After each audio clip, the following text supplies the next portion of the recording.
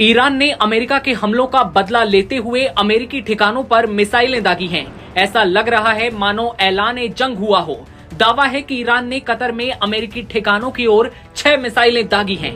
जंगी siren बज रहे हैं। सवाल ये नहीं है कि अगला हमला कब होगा, सवाल अब ये है कहां होगा और कितना बड़ा होगा।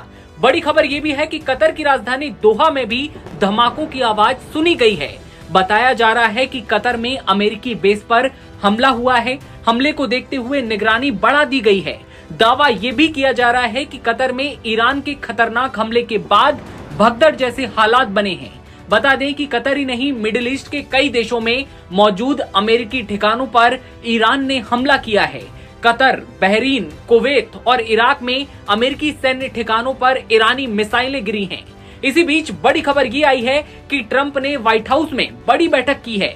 ईरान की तस्नीम समाचार एजेंसी ने रिपोर्ट दी है कि इराक और कतर में अमेरिकी ठिकानों को निशाना बनाकर विजय की घोषणा नामक मिसाइल अभियान शुरू किया गया है।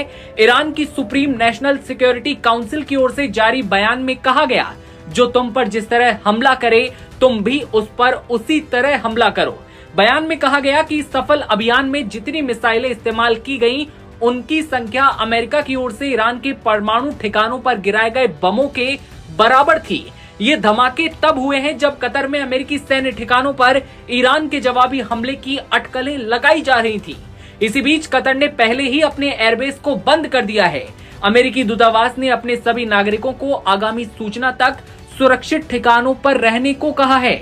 जी हां, AXIOS रिपोर्टर ने एक इजरायली अधिकारी के हवाले से ये दावा किया है कि ईरान ने अमेरिकी एयरबेस पर हमला किया है, 6 मिसाइलें दागी हैं।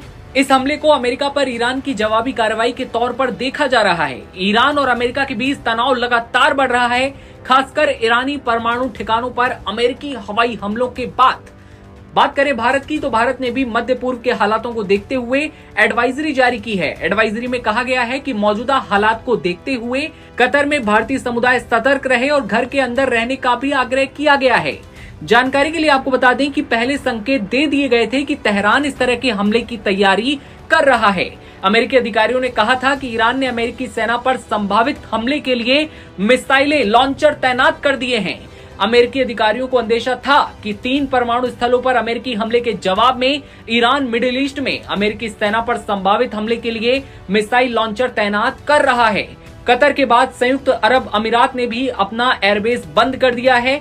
ऐसे में ईरान अपने 3 एयरबेस पर हुए अमेरिकी हमले का बदला लेने के मूड में साफ नजर आ रहा है और उसने अमेरिकी बेस पर अलग अलग जगहों पर हमले किए हैं।